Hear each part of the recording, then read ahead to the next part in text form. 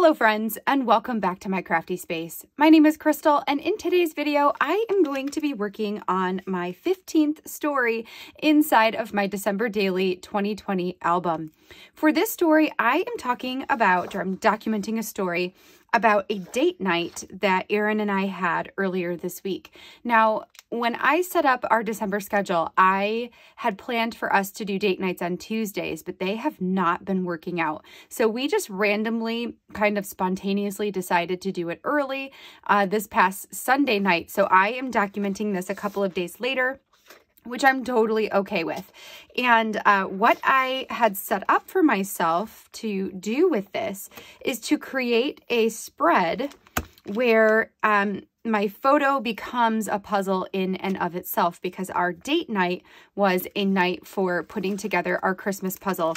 We get a Christmas puzzle every year and put it together. Usually it's me who puts most of it together, which is fine because I love puzzles. But this was one that I wanted to do together. So I have a couple of things. Let me just set this to the side. I have a couple of things prepared ahead of time. One is this little pocket. This is where I'm going to hold the pieces that are going to be the puzzle, which is this right here. And then this is actually going to be the back side of the puzzle. And I did mess up some of it, but it's okay. I'll live with that. And then this is going to be, this is going to go on top of my journaling here, which I'm thinking I'm going to stamp at the top. And this is a frame where you can build the puzzle inside of it. So this is actually going to slip right inside of this frame to hold the puzzle in there when it is put together. So what I'm going to do is I'm going to go ahead and put you on fast forward while I get this spread all put together. And then once everything is done, we'll slow down. I'll read you my journaling for today, and then we will close up for this video. So let's go ahead and get started. All right, so I'm going to get started by working on the frame portion of this page first. Now, when I was designing this in Photoshop, I knew that I wanted to have my block of text at the bottom so I could stamp my title at the top of this page. I am loving this Ali Edwards December Daily stamp, the alpha stamp that came out this year. I just think it looks so awesome when you get it stamped down on paper. It's just really bold, and I love it. So even though I just used it for my gingerbread title yesterday, I'm using it again today. I don't care. So I pulled out all of the stamps that I'm going to need so I can figure out how many lines I need to put this on, make sure that it all fits on there. And then once I know that everything's going to fit okay, I can go ahead and adhere my frame to the cardstock. So what's really cool about this is when we get to the point of assembling the puzzle later, it's going to be put together right on top of the journaling. So it almost hides the journaling when, not almost, it does. It hides the journaling when the puzzle is all put together. And I just think that that is super duper cool. So we are just going to adhere this down now. I used some roller tape and then just made sure to put it on there as straight as possible and used my stamps to make sure that my spacing was good as well. Once it's all on there, I can go ahead and cut off the excess of my white cardstock. The cardstock that I use is just the Nina Bright White cardstock, and it is 110 pounds. So it is quite a bit heavier than like copy paper or anything like that. So it works great for things like pockets or just, you know, holding elements like this together. So I did need to go ahead and punch those holes back in on the side there. And then I am going to pull out my inks and my ink, I should say, not inks, ink, and get started with stamping out my title. So the title I chose for this particular story is Puzzles plus Netflix equals Love, because the story I'm telling is about a date night where Aaron and I put together our Christmas puzzle and watched a movie on Netflix together. And it was just really nice to spend that time together. So I am using my Ali Edwards Crafters ink. I really like these. They are not they're a little bit distressed sometimes if you don't get them fully covered, and I actually think that looks super cool. This one is the Rose Garden Pink. It's the same ink I used with yesterday's as well. I am really liking the combination of reds and pinks, and then that deep like evergreen color with lime green. I just think that it is so fun and totally up my alley color-wise. So for this one, I went ahead and stamped it with the pink ink. I also chose that color because when I get the puzzle, when I bring it back over, you're going to see that there are pinks and reds in that picture as well. So it does work to have the pink as my stamped title here. Now, once I got this done, I didn't like how much space there was in between the title and the text.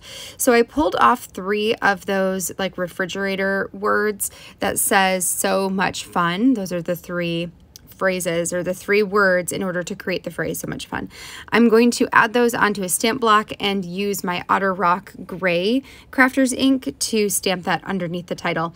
I went with gray instead of black just because I thought it would be a little bit more subtle, especially since, you know, the writing, like my writing is black, but because I go with a typewriter font, it isn't super bold. So I feel like the gray works well with the text there. I did debate making it go all the way across, and I think I would have liked that as well, but it's okay. I'll keep it how it is. So here's the picture of the puzzle. Now you can see that the background on that puzzle is pink. So like I said, that pink ink totally works. I trimmed this out to that 6x8 size because that is what the middle portion of the frame is a 6x8. And I started by using my roller adhesive and then decided to just grab my score tape out and add a bunch of score tape onto the cardboard here. Mostly because I just want to preserve some of that roller adhesive to use for other projects. Once I have that all adhered down, I'm going to trim off the excess. And then on the back here, you can see that I have hand drawn out a template for puzzle pieces. What I did to make that, I took one of the larger puzzles that we have for our kids. We have just a bunch of kid puzzles. And I used the pieces from that puzzle as a template. I just put them onto the page and traced around them, doing my best to keep them kind of the same size if I could, or, you know, relatively the same size. Then I took my crafter's knife here, craft knife, my We Are Memory Keepers craft knife. That's what I'm looking for. You guys, it's so late. It's 1 o'clock in the morning right now. So I feel a little like, woo. Anyway, so I am going to take my craft knife and cut all of the straight lines. I found that that was the easiest way to do this. I did try to use my craft knife to go around the edges, and that was really difficult. So I decided to just cut all of the straight lines, and then I'm going to take my precision scissors, the ones I have here are Cutter Bee, and I will use those to trim out the rest of the little round pieces or the knobs that are on the ends of the puzzle there. That worked out really nice for me, and it didn't like ruin anything on the picture side. Everything turns out fine. I debated whether or not I wanted to add some white cardstock to the back of this, just because I did trace it with a pen and then I messed up a couple of them and I like scribbled that out. I scribbled it out mostly because when I was cutting it now, I didn't want to get confused on which line to cut. So that is why I crossed it out like that. But you know, that's going to be on the back of this. I decided to just leave it, to not put anything on the back, that it's not really that big of a deal. And I didn't need to do the extra effort just to have a finished back on this. Like it's really not going to matter. So now we've got everything cut out. You can see it there inside of the frame. It's so cute. I just love the way that it works. The last thing I have to do here is to create this little pocket. I should say that this whole page design was inspired by my friend Kasha, who did a spread, I believe in her 2019 album, of a puzzle where she did like a 6-piece or an 8-piece puzzle of her and her husband doing a puzzle. And she had it in one of these little pockets like this. I loved it because we do a puzzle every year. So I scrap lifted that idea, created this little vellum pocket with my envelope punch board, and then I'm going to adhere my number 15 on top of that envelope. I debated between a black number, a gold number, and a transparency number. I ultimately went with the gold number just because I like the way that it pops off of that envelope there, and I just think it makes everything look a little bit more festive. So I'm going to take those pieces off of the background there. We're going to stick them here into the envelope, and then this is going to go in my album just like this. So the photo you will only see if you pull out the pieces and actually put the puzzle of the photo together, which is so cool. All right, friends, so that completes day 15. I think this turned out so fun, like so fun. I just love it to pieces. So I've got the puzzle over here that's all assembled right now, and the puzzle pieces will stay inside of this little envelope, and then you can just take them out and assemble the picture that is a puzzle of a puzzle, which is like so meta, and I love it. So I'm going to go ahead and take the pieces off of here so I can read you the journaling that is underneath. And I think that is really fun too, that the puzzle builds right on top of the journaling for this particular story. Yeah, I'm so pumped with how this all turned out. So there's all my pieces for my puzzle, which can just slide right into this little vellum pocket that I made.